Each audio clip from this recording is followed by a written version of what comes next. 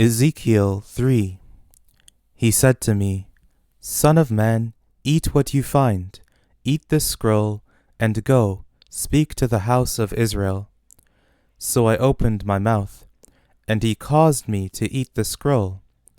He said to me, Son of man, eat this scroll that I give you, and fill your belly and your bowels with it. Then I ate it. It was as sweet as honey in my mouth. He said to me, Son of man, go to the house of Israel, and speak my words to them. For you are not sent to a people of a strange speech and of a hard language, but to the house of Israel, not to many peoples of a strange speech and of a hard language, whose words you can't understand. Surely if I sent you to them, they would listen to you. But the house of Israel will not listen to you, for they will not listen to me. For all the house of Israel are obstinate and hard-hearted.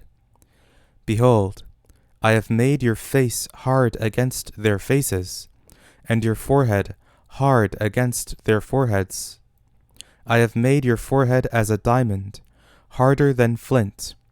Don't be afraid of them, neither be dismayed at their looks, though they are a rebellious house.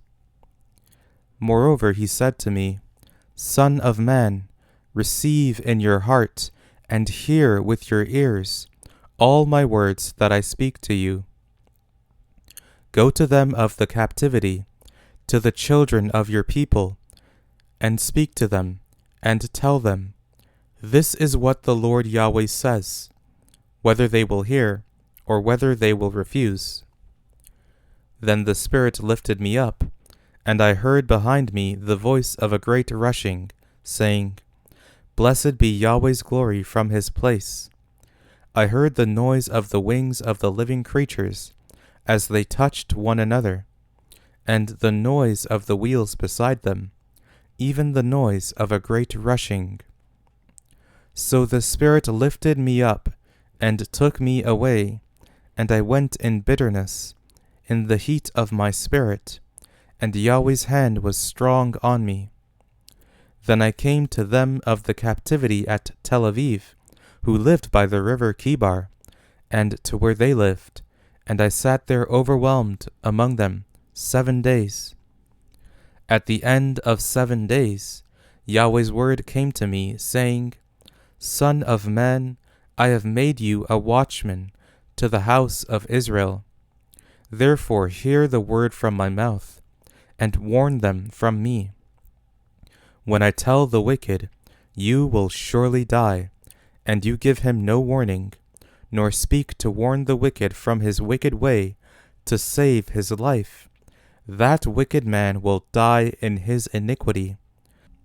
But I will require his blood at your hand.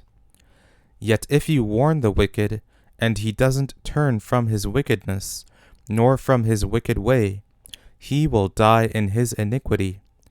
But you have delivered your soul. Again, when a righteous man turns from his righteousness, and commits iniquity, and I lay a stumbling block before him, he will die.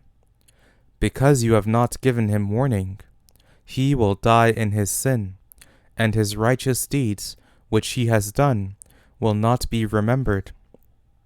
But I will require his blood at your hand. Nevertheless, if you warn the righteous man, that the righteous not sin, and he does not sin, he will surely live, because he took warning, and you have delivered your soul. Yahweh's hand was there on me, and he said to me, Arise, go out into the plain, and I will talk with you there. Then I arose, and went out into the plain, and behold, Yahweh's glory stood there, like the glory which I saw by the river Kibar. Then I fell on my face. Then the Spirit entered into me, and set me on my feet. He spoke with me, and said to me, Go, shut yourself inside your house. But you, son of man, behold, They will put ropes on you, and will bind you with them, and you will not go out among them. I will make your tongue stick to the roof of your mouth, so that you will be mute, and will not be able to correct them, for they are a rebellious house. But when I speak with you, I will open your mouth, and you shall tell them, This is what the Lord Yahweh says. He who hears, let him hear, and he who refuses, let him refuse, for they are a rebellious house.